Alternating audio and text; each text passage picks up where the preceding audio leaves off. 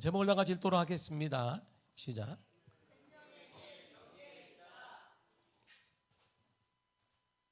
대한민국 현재 인구 10만 명당 자살 사망자 수를 뜻하는 자살률이 27.3명입니다. 지난 2014년 이후로 최대치를 기록하고 있습니다. 코로나가 풍토병으로 자리를 잡으면서 사회적 고립과 성적 박탈감이 커지며 극단적 선택을 하는 사람이 늘어났다고 합니다. 지난해 사망한 사람은 35만 2,511명입니다. 1년 전보다 5.5%가 줄었습니다. 인구 10만 명당 사망자 수를 뜻하는 사망률은 689.2명입니다. 1년 전보다 5.3%가 줄었습니다. 사망 원인 1위가 암이고 2위가 심장질환이고 3위가 폐렴이고 4위가 뇌혈관 질환인데 5위가 자살입니다. 특별히 자살률은 매년 치솟고 있는데 남성의 자살률이 38.3명이고 여성이 16.5명으로 1년 전보다 9% 가까이 둘 다 늘었습니다.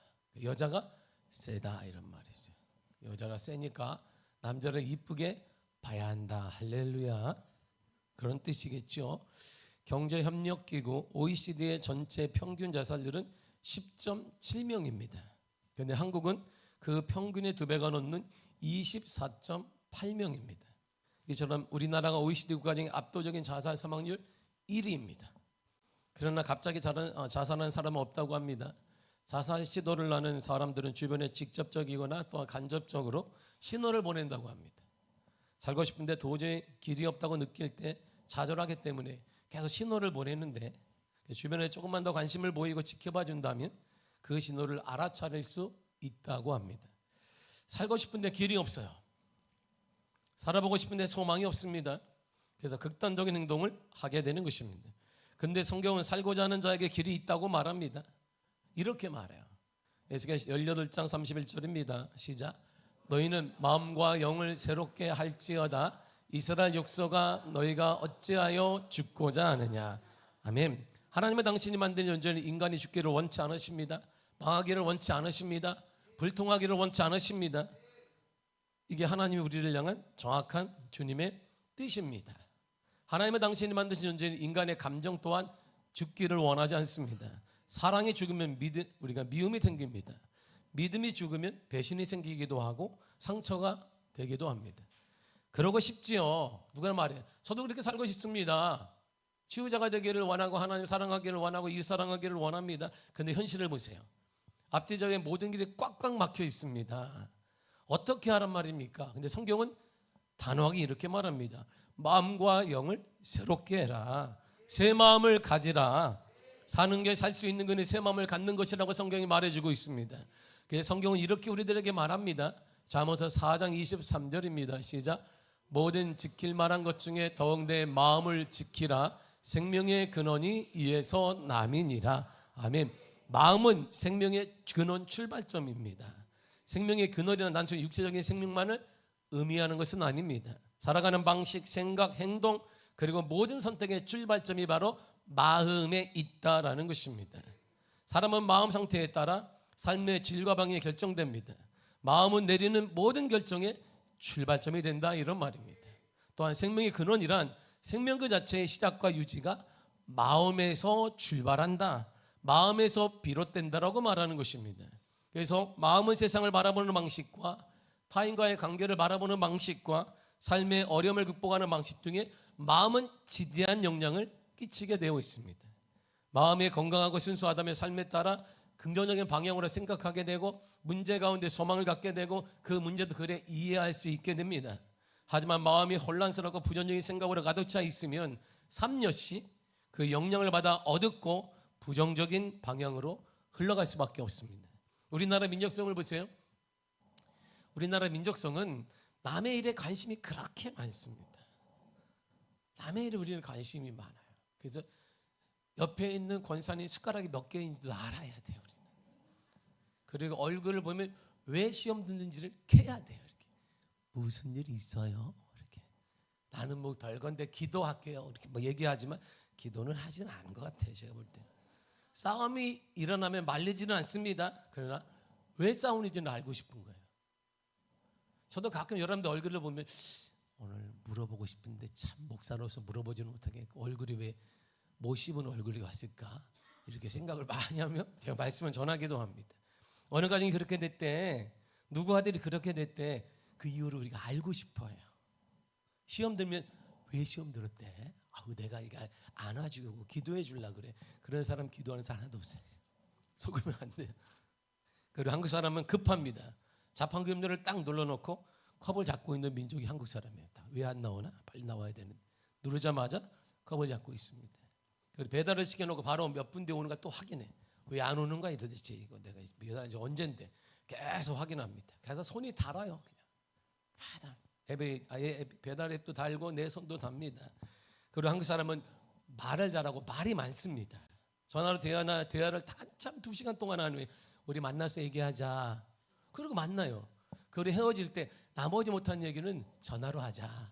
하루 종일 대화하는 거, 하루 종일. 그러니까 따지고 보면 2시간 대화하고 카페 가서 3시간 대화하고 아직 우리가 얘기 끝난 게 없으니까 집에 가서 우리 다시 한번 얘기하자. 하루 종일 얘기하는 것이지. 그리고 한국 사람은 독합니다. 매운 고추장에 매운 고추를 찍어 먹는 민족이 우리나라밖에 없잖아요. 대단한 거예요, 한국 사람은. 근데 이런 민족인 우리가 똑똑합니다. 유대인보다 똑똑합니다. 세계에서 가장 똑똑한 민족 중에 하나가 바로 우리나라입니다. 그런데 모래알이에요. 뭉치지 않습니다. 하나 되지 못합니다. 현 시국을 보세요. 얼마나 똑똑한 사람이 많은지 몰라요. 여기도 있고 저기도 있습니다. 그들의 일면을 보면 정말 다 똑똑합니다. 모두 자신이 이 문제를 풀 적임자라고 말합니다. 근데 자세히 보면 맞는 것 같기도 합니다. 얼마나 똑똑한지 몰라요. 그의 과거, 이력, 살아온 거 정말 똑똑합니다. 그런데 이 엄중한 시국에 하나가 되지 못합니다. 다 모래알이에요. 각자는 똑똑하고 이렇게 똑똑한 사람이 많은데 정작 우리의 당면한 문제를 풀리지 않습니다. 왜요? 좀처럼 답이 없어요. 모래알 민족이기 때문에. 그래서 무엇이 문제일까요? 성경은 정확히 이렇게 말합니다. 오늘 본문은 23절의 쉬운 성경을 읽겠습니다. 시작. 여러분은 마음을 새롭게 하라는 가르침을 들었습니다. 아멘. 여러분은 들었습니다. 뭐하라? 마음을 새롭게 해야 됩니다. 마음이 새롭게 되지 않은 것은 문제입니다. 새해란 날이 바뀌고 달력이 바뀌고 해가 바뀌었다고 새해가 아닙니다. 마음이 바뀌어야 새해입니다. 그러니까 새해가 되었지만 살 길이 보이지 않는 것은 마음이 바뀌지 않았기 때문이에요. 불안하고 염려 있는 것은 우리의 마음이 아직도 바뀌지 않았기 때문입니다. 마음이 바뀐 것이 맞지 않은 새해 의미는 없습니다. 지난해의 연속일 뿐이에요. 지난 과거의 어려움의 연속만 이어질 것입니다. 지난 과거의 상처, 미움이 지속될 뿐입니다. 지난 과거의 실패가 반복될 뿐입니다. 두려움에 늘 살게 될 것입니다. 그러므로 우리는 마음을 지켜야 됩니다. 마음을 지킨다는 것은 사고, 감정, 의지로 도덕적 기준을 보호하고 유지하는 것입니다. 외부로부터 오는 악의 영향으로 내면을 보호하는 거예요. 그게 바로 마음을 지키는 것입니다. 세상에는 혼란이 많습니다. 혼란케 하는 분들이 많습니다. 올바른 것에서 벗어나기는 수많은 유혹과 위험이 있습니다. 이런 외부의 위험으로부터 우리 마음을 보호하는 것이 하나님의 뜻이에요. 그러면 거기에 제기할 수 있고 길이 열리게 되며 소망이 나타나게 되며 우리 앞날이 열려지게 되더라, 이런 말입니다. 특히 마음이 모든 생명의 근원이 된다는 점에서 마음을 지키지 않으면 삶 자체가 타락하거나 파괴될 수밖에 없습니다. 이런 맥락에서 마음을 지킨다는 것은 적극적인 행위예요. 수동적으로 그냥 악의 영향을 받지 말아야 되겠다, 악을 피해 다녀야 되겠다, 그런 뜻이 아닙니다. 의도적으로 적극적으로 마음을 보호하고 그것을 올바른 방향으로 인도하는 것입니다. 싸워내는 것입니다. 이것은 지속적인 자기 성찰과 경계와 마음의 상태를 유지하려는 노력이 필요하고, 그래서 기도가 필요하고 은혜가 필요하고 역사가 필요한 것입니다. 그래서 여러분, 이런 결단이 있어야 됩니다. 올해에는 22절을 읽겠습니다. 시작. 너희는 유혹의 욕심을 따라 썩어져가는 구습을 따르는 옛사람을 벗어버리고, 아멘. 썩어져가는 구습, 옛모습을 버리라 그랬어요. 썩어져가는 구습이라 악습관을 말합니다. 육적인 악습관이 있습니다. 잘못된 습관이 있습니다.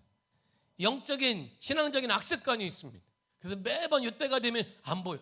그래서 이런 고민이 많은 거예요. 이렇게 우리 성도들은 몰라요. 이렇게 그냥 아무 때나 나오면 되지만 담임 목사는 이게 왜 안 나왔을까?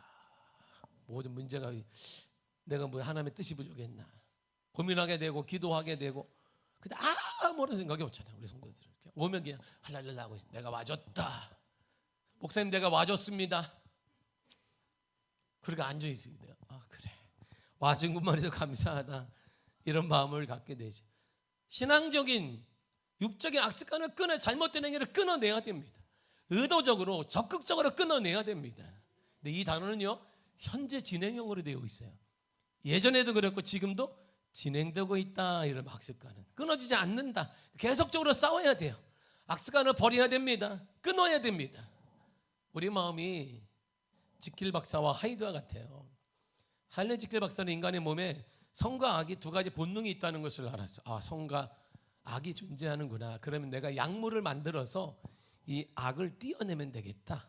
실험을 하다가 그거 화학물질을 만드는 데 성공했습니다. 지킬 박사는 만들어낸 약물을 통해 자신의 내면에 존재하는 악한 인격인 에드워드 하이드를 자신으로부터 분리해냈습니다. 그 약효가 지속되는 동안 하이드는 변신할 수 있게 돼요. 하이드로 변신이 가능한 거예요. 지킬 박사는 약을 통해 하이드로 변신한 것으로 평상시에는 자기 신분 때문에, 체면 때문에, 위신 때문에 할 수 없었던 일탈을 하이드를 통해 다 했습니다. 욕도 하고 때리기도 하고 강도짓도 하고 다 했습니다. 그리고 마침내 하이드의 일탈은 소소한 경범죄 수준을 넘어서 점점 도를 넘다가 결국은 살인까지 이르게 됩니다. 내면의 악한 하이드가 지킬 박사보다 강해진 탓에 두 번 다시 자신의 모습으로 돌아갈 수 없다는 것을 깨닫게 돼요. 영원히 하이드로 살아갈 수밖에 없던 처지에 놓이게 되자 약물의 힘을 그가 빌려서, 그리고 참회록을 쓰고 그런 자살합니다. 소설이 지킬 박사 하이드, 이 뜻입니다. 우리 내면에 지킬과 하이드가 존재하는 거예요. 악습관의 이중성을 말합니다. 교회에서는 할렐루야, 삶에 나가면 나갈 때부터 나갈 때부터 우리는 기분이 안 좋아요. 왜 내 앞을 막는 거예요? 나는 가리라는데 왜 내 앞을 막고 있네? 나는 가야 되는데 차를 막고 있네. 이 조그만 차, 이 주차장에서. 참, 이거 내가 분명 전화했는데 뭘 전화를 해? 누군지 아는데 가서 얘기하면 돼. 전화했는데 차도 안 빼주네. 이중성을 말합니다. 그래서 끊어내지 못하면 잘못된 악습 습관이 나 자체를 죽이고 파멸케 하는 거예요. 희년이면 뭐 하겠어요? 새해가 밝으면 뭐 하겠습니까? 용도삼이지. 새해가 됐네? 그런데요. 희년이니까 뭐가 오지까? 그런데요. 아무에게나 오나? 아무에게나 하나님이 주시나? 희년의 축복과 원상의 복을 아무에게나 주시겠어요, 하나님께서? 그러면 하나님과 내 관계에서 악습관이 무엇인가를 깨닫고 끊어내야 됩니다. 어떻게 가능한데요? 성경이 이렇게 말했습니다. 요한복음 8장 32절입니다. 시작. 진리를 알지니 진리가 너희를 자유롭게 하리라. 진리를 알면 된다는 거예요. 진리만이 자유롭게 할 수 있습니다. 진리를 경험해야 됩니다. 본문도 이렇게 말합니다. 본문의 24절입니다. 시작. 하나님을 따라 의와 진리의 거룩함으로 지으심을 받은 새 사람을 입으라. 아멘. 진리는 새 사람을 만드는 거예요. 진리는 우리를 새롭게 만들어요. 새 사람이 되고 새 그릇이 만드니까 하나님의 은혜가 넘쳐나게 되고 새해 맞아 하나님의 역사와 하나님의 충만함과 하나님의 기적과 하나님의 은혜가 나타나게 되는 것이고, 바로 그것이 희년의 축복인 것입니다. 여러분 모두가 희년의 축복이 임하기를 축복합니다. 진리란 요한복음 14장 6절에 말씀하시기에 주님이 말씀하셨잖아요. 내하고 길이요 진리요 생명이다 했어요. 예수님이 진리입니다. 그런데 예수님은 진리의 영이세요.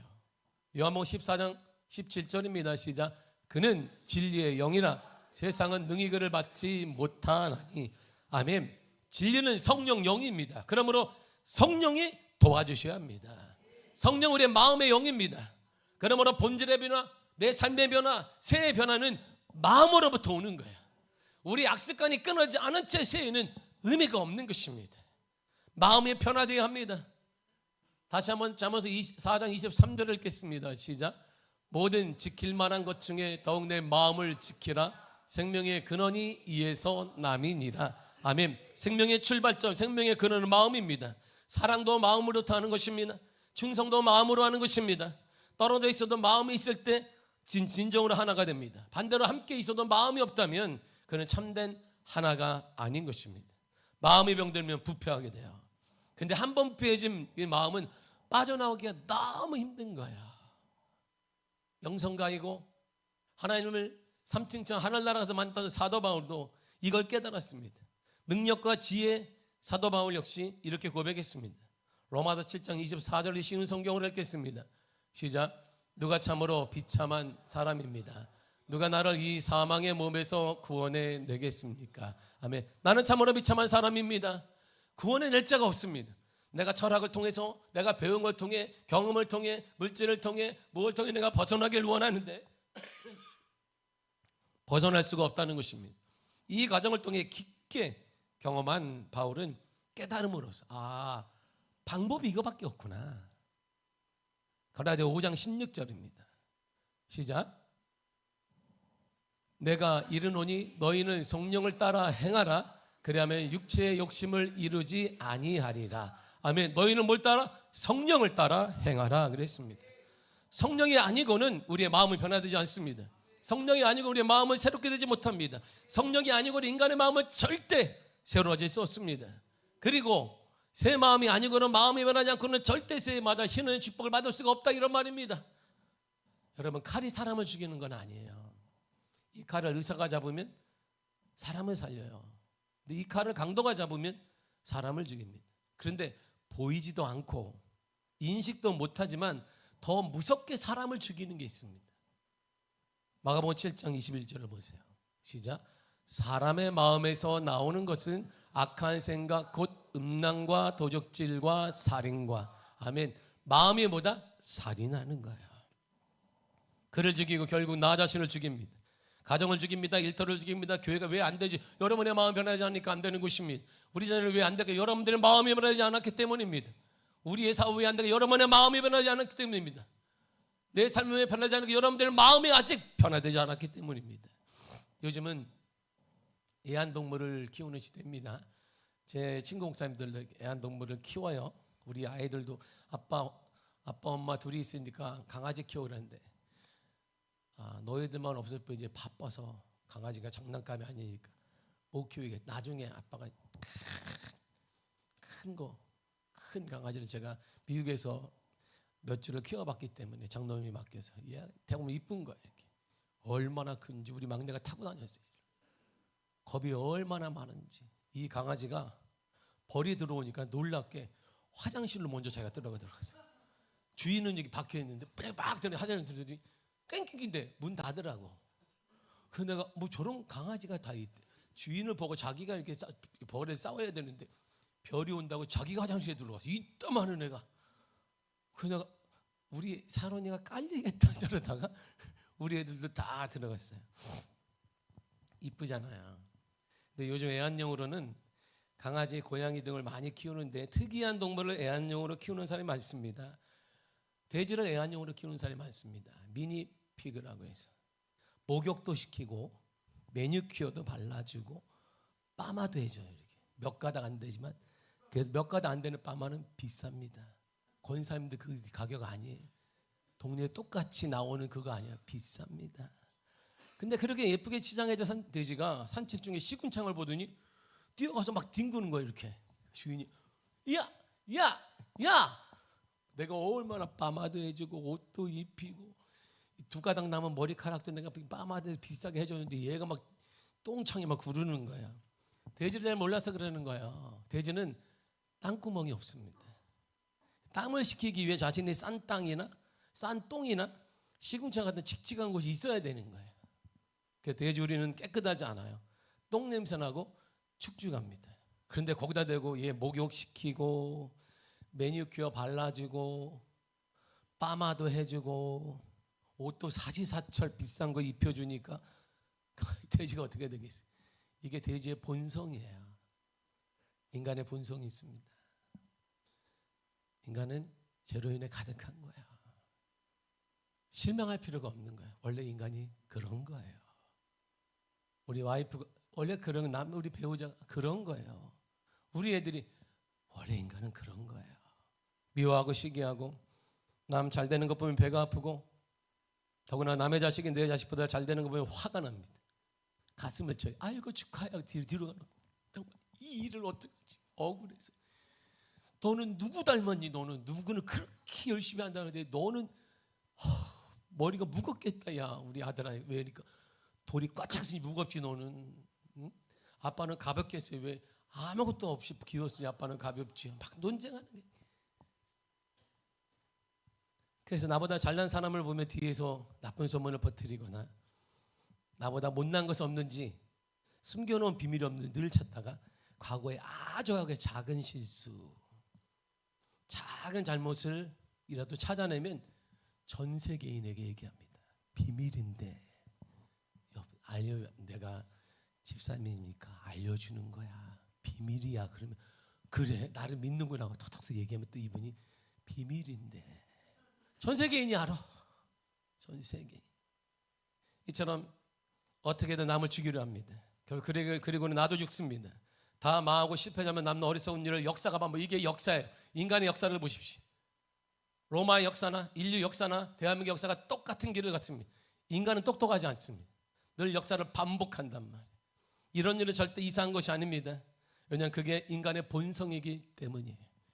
그러나 본성이 변하지 않고는 50년 희년을 맞이했다 해도 우리에게는 아담이 누렸던 그때로의 변화와 축복과 원성의 축복은 절대 일어나지 않습니다.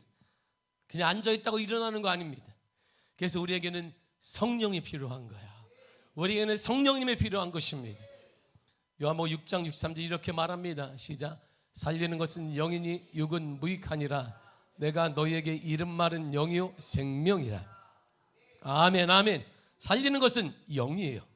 살리는 것은 성령이십니다. 마음의 변화는 영 성령님만 가능한 것입니다. 성령님의 도움을 구해야 되는 것입니다. 이번 금요기도회 때 보았듯이 거대한 여리송이 무너지는 과정 우리는 보았습니다. 매일 한 바퀴씩 6일 동안 들었습니다. 7일째는 7바퀴를 하며 돌아가서 돌았습니다. 그런데 어떻게 돌라고 그랬어요? 여호수아 6장 4절을 보게 되면 7 양파를 잡아라. 양강나팔을 잡고 언약궤 앞에 서라. 그리고 제사장도 나팔을 불라. 그러면 무너졌습니다. 맞지요? 무너지지 않았습니다.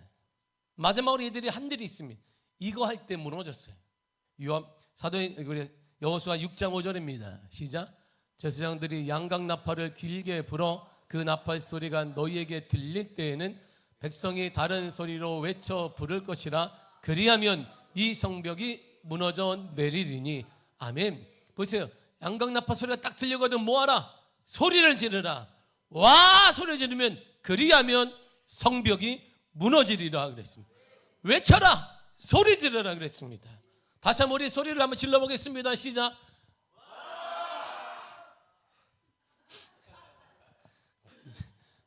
우리 교회 문도 안 열리게 생겼네. 다시 한번 양강나팔 소리가 딱 들리면 외쳐라. 그래 이렇게 해야 되는 거예요. 외쳤다는 것은 무슨 의미입니까? 하나님 우리 다 했습니다. 엉뚱한 짓 남들이 그랬습니다. 이방 민족들이 뭐하는 전쟁을 앞두고 뭐하는 것이냐? 너 뭐 돈다고 무너지겠느냐? 너 지금 할 일은 지금 무기를 만들고 훈련을 해야 되는데 뭐 한 바퀴 돌고 이게 뭐하는 짓이냐? 손가락질 받았습니다. 그러나 우린 다 순종했습니다. 하나님 이제 하나님이 해주세요. 하나님 이제 하나님 차례예요. 하나님 역사해 주세요. 이제 우리도 그런 마음으로 외치고 기도해야 되는 것입니다. 지금까지 힘들지만 하나님 신앙을 지켜왔습니다. 작은 믿음만 변질되지 않고 최선을 다해왔습니다. 때로는 원망했습니다. 때로는 불평했습니다. 때로는 불순종할 때도 있었습니다. 그러나 그럴 때마다 회개하고 돌아왔습니다. 지금 이 자리 작은 자리를 지키고 있습니다. 하나님 우리를 도와주세요. 우리 마음을 새롭게 도와주세요. 우리 마음을 새 마음으로 바꿔주세요. 하나님 살 길을 주세요. 살고 싶습니다. 살려주세요. 살려주세요. 이렇게 외친 거예요. 얼마나 간절했겠어요. 농담이 됐겠습니까? 주님 살려주세요. 내 자녀의 미래가 있는데 살려주세요. 하나님 우리 교회 미래가 있으니 살려주십시오. 대한민국을 살려주십시오. 이 광활한 광화문과 한남동 이때를 바라보여 주님 누가 해결하겠어요? 하나님 살려주세요. 하나님 살려주세요. 우리 일터를 살려주옵소서. 우리 자녀들을 살려주시고 하나님 살려주세요. 하나님 살려주세요. 새 마음을 허락해 주세요. 이런 은혜가 이런 기도가 여러분들의 삶에 있어서 생명의 길이 열려지기를 바랍니다. 올해 생명의 길이 열려져 희전의 축복을 누릴 뿐만 아니라 하나님의 약속하신 놀라운 축복의 역사가 여러분들의 삶에, 일터의 가정에 임하게 되기를 간절히 축복합니다. 기도하겠습니다. 하나님 감사합니다.